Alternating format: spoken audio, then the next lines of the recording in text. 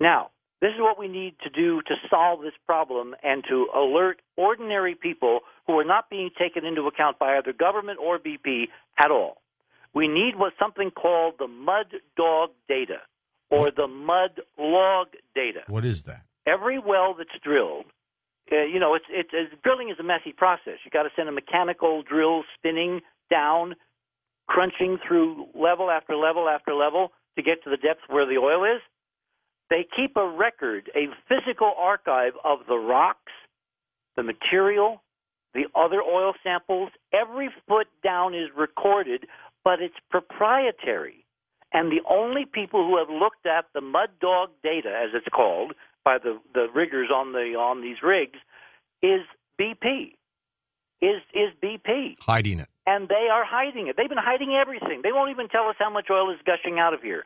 So what I want the Coast audience to do tonight is to send an email to Barack Obama before his damn speech tomorrow night and tell him that nothing makes any sense if we are only looking at the beginning of the catastrophe and not the cleanup. And to know this, we need independent geologists, both in government and outside of government, with access to this mud log data or mud dog data. And it needs to be not just from this well, but from all the other wells in the Gulf. There's 40,000 wells, George, and each one of those wells has a mud log, which will tell us the strata, the strength, what's in it, the age. In other words, you got a CAT scan of the entire bottom of the Gulf. So if we're building toward a crisis, this will tell us if, in fact, people are going to have to leave the Gulf Coast to protect themselves and their families with enough warning. Now, it's not going to happen tomorrow. We've got weeks and maybe months as this pressure seeps through these overlying formations. Let's hope it doesn't happen. But it is a ticking time bomb, which in the worst-case scenario could catch a lot of people unawares because the people that we are trusting to tell us the truth are telling us nothing but damn lies and, giving us Band-Aids and solving soothing comments like the president who said, we're going to clean it up so it's better than before. Give me a break. Now, number two, we need a network of buoys put in place immediately, like they put in place in the Coral Sea after the tsunami in 2004, to tell us with sophisticated satellite positioning and sophisticated echo sounders, either from NOAA or from the USGS or the U.S. Navy. All these people have warehouses filled with these buoys. They can deploy them in a couple of days. We need to have a moment-by-moment Internet live display of what's happening to this bubble on the Gulf floor so ordinary Americans, the ones who pay the taxes, the ones who keep this government going, the ones who believe in the flag and the Constitution, they have a chance, a fighting chance to see what's going on and get out of the way if it really hits the fan.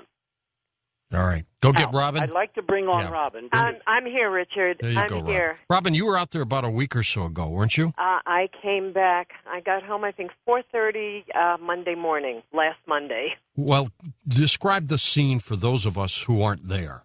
Okay, there is major concern amongst the people. I went there so I could talk to the people. I haven't seen any representation on the news of anybody other than a politician or BP people or police.